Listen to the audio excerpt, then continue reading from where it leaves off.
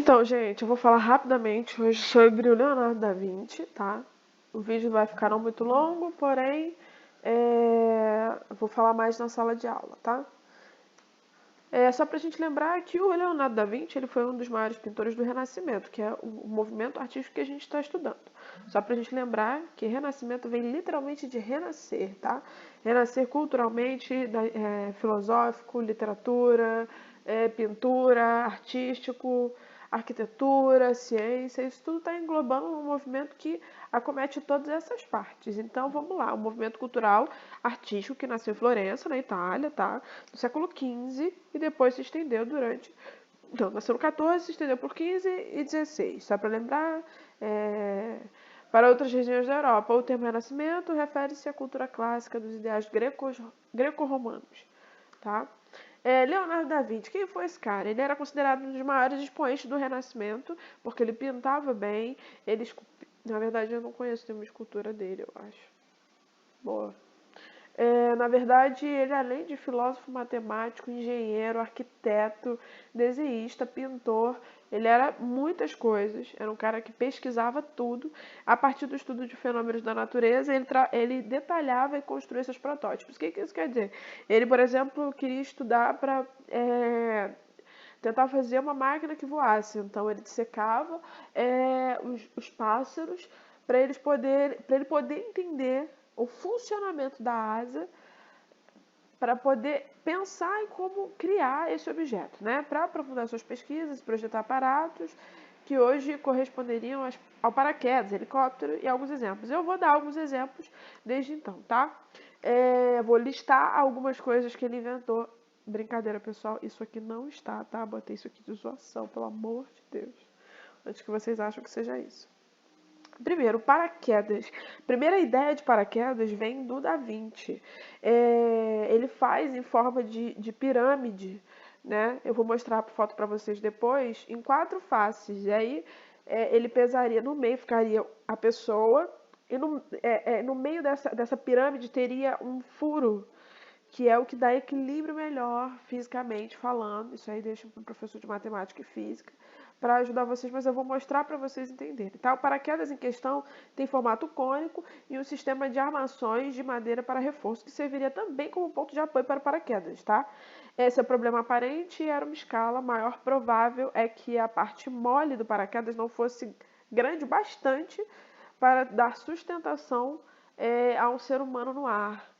Ninguém sabe se Da Vinci ouviu falar desse primeiro esboço ou não, mas o fato é que o projeto era melhor e teria mais chances de funcionar. Ele fez 2 objetos que voavam, na verdade, mas esse teria mais sentido. Só que a pessoa, ainda assim, o ser humano seria muito mais pesado para conseguir fazer isso voar. Então teria que ter uma outra técnica. E aqui em cima, galera, tem um furinho, que é o que ajuda a sustentar o ar lá em cima. 2, a bicicleta.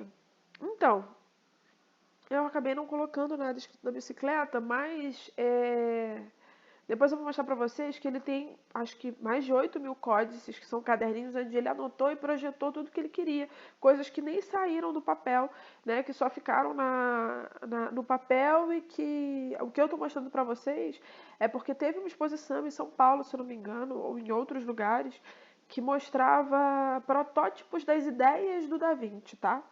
E aí existe uma questão, uma problemática na bicicleta, porque a bicicleta do Da Vinci é incrível para o século em que ele trabalhou, sendo que a primeira bicicleta existente foi em 1820, mais ou menos. E ela não era tão boa quanto a do Da Vinci. Porém, esses códices, esses cadernos, eles foram restaurados com o tempo. E aí a galera acha que quem restaurou modificou e criou algo melhor, como se fosse o Da Vinci, porque a dele tem até correia. E aí por que as pessoas acham isso, que foi falsificado? Porque o códice, a tinta que o Leonardo usava, ela ficava escura atrás.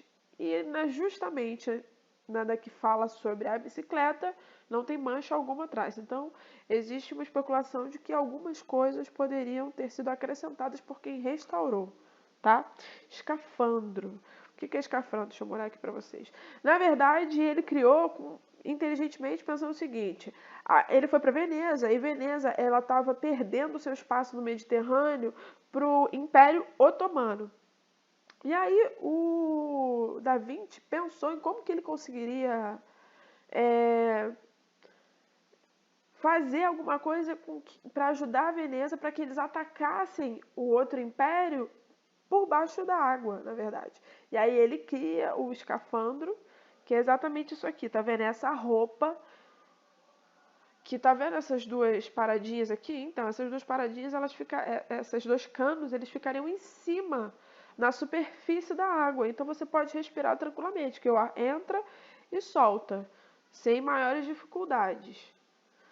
E aí, isso era justamente para pensar como poderia ajudar a Veneza para eles atacarem o Império Turco-Otomano por baixo da água. O helicóptero. Então, o Leonardo também foi o primeiro precursor, né, foi o precursor, na verdade, da ideia do helicóptero. Ainda no século XV, ele projetou o que pode ser considerado chamado de helicóptero da história. A diferença é que, em vez de hélices, o veículo voaria como uma espécie de espiral, que ao girar, jogaria o ar para baixo e impulsionaria o veículo voador para cima, que é exatamente o que faz hoje, que é o mesmo princípio do funcionamento do helicóptero. Talvez seja, pelo seu visual diferente, uma invenção mais famosa do Da Vinci, tá vendo? Não tão protegido quanto o de hoje, né? A máquina voadora, lembra que eu falei que ele criou duas máquinas voadoras? A primeira seria aquele paraquedas e a segunda foi pensada na asa de morcego. São duas, na verdade, três, né? Tem o helicóptero também.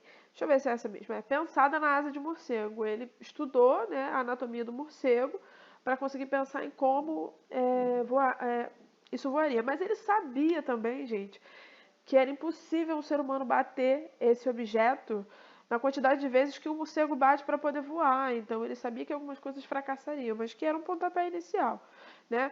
Por isso mesmo ele inventou o que se chama de ornitóptero, que é conhecido como a obra Duna de Frank Herbert. Vai achar no nome familiar. Uma espécie de avião que bate asas para voar. Nele, um sistema de engrenagens e roldanas transformava o movimento em manivela para bater das asas. Tudo inspirado nas aves e nos morcegos. Na aula, eu vou mostrar para vocês um vídeo de um pedaço do filme dele, onde um amigo dele tenta usar esse objeto voador, né? E aí vocês vão ver o que acontece com ele. Parece loucura, só que o Da Vinci criou a primeira ideia de robô também. Porém, não é o robô que a gente conhece que faz tudo sozinho. Ele precisaria de alguma ajuda da gente. Mas ele fez o seguinte, ele dissecou o corpo humano também, pensou na anatomia humana e pensou em como se funcionaria, o que ele poderia fazer, quais engrenagens ele poderia fazer para que eles fizessem quase os mesmos movimentos. Aí ele aplicou o conhecimento das máquinas, né, mais eficientes de espécie de robô, que era usado nas exibições festivais organizadas pelo patrocinador. O mesmo que encomendou o quadro da Última Ceia. Enfim. Aqui o robô, tá vendo o que ele estudou? Isso aqui são páginas do CODES. E aqui é a engrenagem de dentro do motor. Parece um cavaleiro medieval, né? Mas é pra época também. Tanque de guerra. Então ele também pensou, ele criou mais de uma coisa para ajudar o seu lugar de moradia a conquistar mais territórios, né? Para projetar a máquina voadora, o Da Vinci estudou a anatomia dos pássaros. E para projetar esse canhão, ele estudou a anatomia da tartaruga, né? Que era o seguinte: olha, ela é em formato de tartaruga, aqui dentro teria isso aqui, tá vendo? São mais de 20 canhões e ela rodaria, então ele poderia atacar por vários lugares, tá vendo? Isso aqui seria o negocinho do canhão. E a cidade moderna, na verdade,